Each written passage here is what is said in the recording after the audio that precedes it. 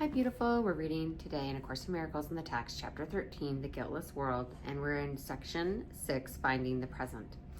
We'll start in paragraph 1. To perceive truly is to be aware of all reality through the awareness of your own. But for this, no illusions can rise to meet your sight, for reality leaves no room for any error. This means that you perceive a brother only as you see him now. His past has no reality in the present, so you cannot see it. That's beautiful. I'll pause here and say, A Course in Miracles talks a lot about letting go of grievances and letting go of the past. When we try to drag the past into the present and connect it to the future, we are, in essence, not allowing the miracle, the now moment. His past has no reality in the present, so you cannot see it. Your past reactions to him are also not there. And if it is to them that you react, you see but an image of him that you made and cherish instead of him. I'll pause here and say, isn't that interesting? If we're relating to someone based on their past and not letting go of their past, then we are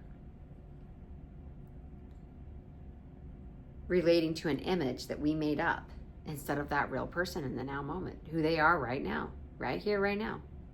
We're not our past. I mean, I know I can look back at my past and look back at things I did as a teenager and they were ignorant and rude and selfish, and I can look at that with compassion and go, okay, I was learning. I had errors in thinking. It's okay. There's no judgment there. But that's not who I am now. There's been some refinements. There's been some changes made. There's been some wisdom gleaned, some maturity. People change. But when we insist on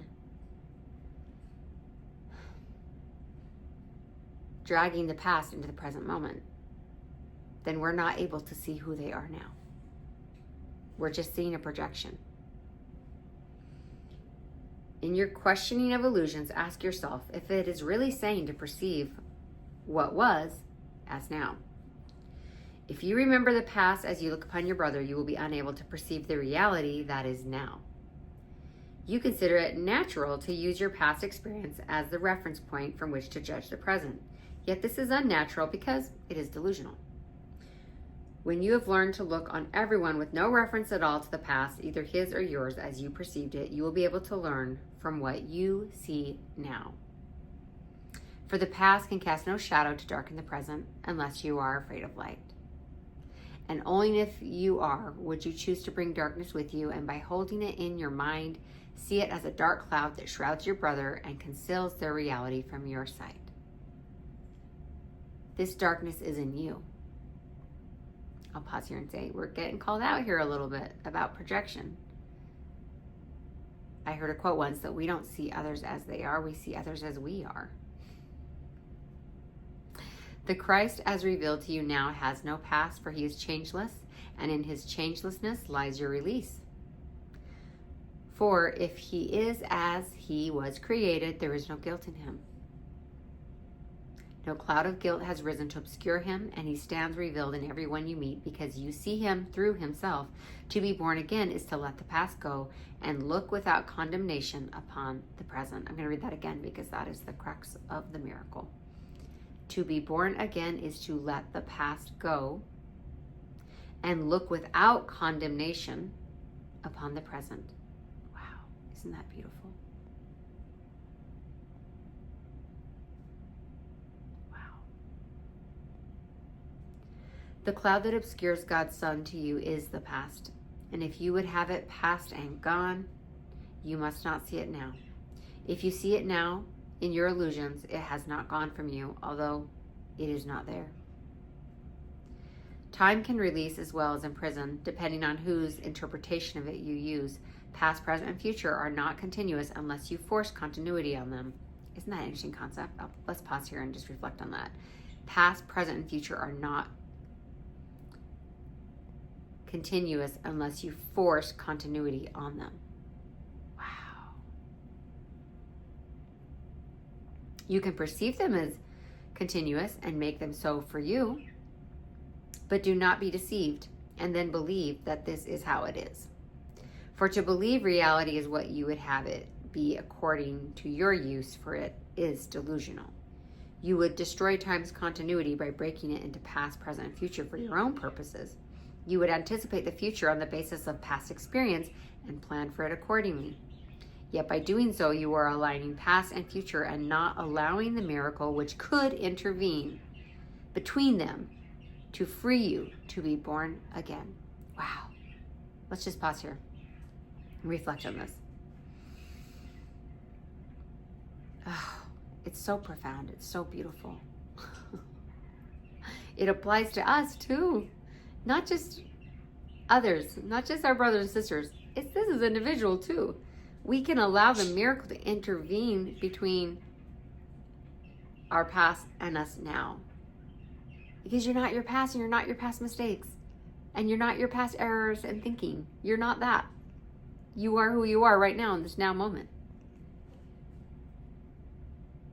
This beautiful, amazing soul who's watching a video about A Course in Miracles because you desire peace and you desire to be a peacemaker and to bring more peace and love and joy into the world. That is who you are right now in this now moment. God doesn't remember your past, and you don't need to either. I'm not talking about intellectually, like we have memory and we can glean the good and learn from it. I'm not talking about intellectually. I'm talking about grievances and guilt and shame and dragging those things with you. They're so unnecessary. What a waste. What a waste of time and energy to drag the past with us. Let it go. The miracle enables you to see your brother without his past and so perceive him as born again. His errors are all past, and by perceiving him without them, you are releasing him. And since his past is yours, you share in this release. Let no dark cloud out of your past obscure him from you, for truth lies only in the present, and you will find it if you seek it there. You have looked for it where it is not, and therefore have not found it. Learn then to seek it where it is, and it will dawn on eyes that see. Your past was made in anger, and if you use it to attack the present, you will not see the freedom that the present holds. Judgment and condemnation are behind you, and unless you bring them with you, you will see that you are free of them. Let's read that last sentence again. Unless you bring them with you, you will see that you are free of them. We don't even have to get away from them. We just have to quit dragging them with us. Look lovingly upon the present, for it holds the only thing. Look lovingly upon the present, for it holds the only things that are forever true. All healing lies within it because its continuity is real. It extends to all aspects of the sonship at the same time and thus enables them to reach each other. The present is before time was. Wow. I'm going to read that again. The present is before time was and will be when time is no more.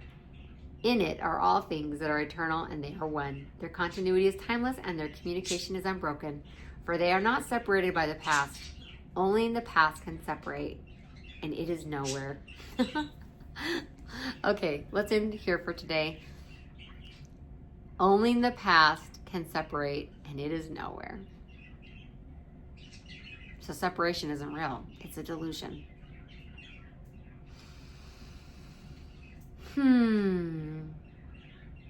Are we willing to be free from the past?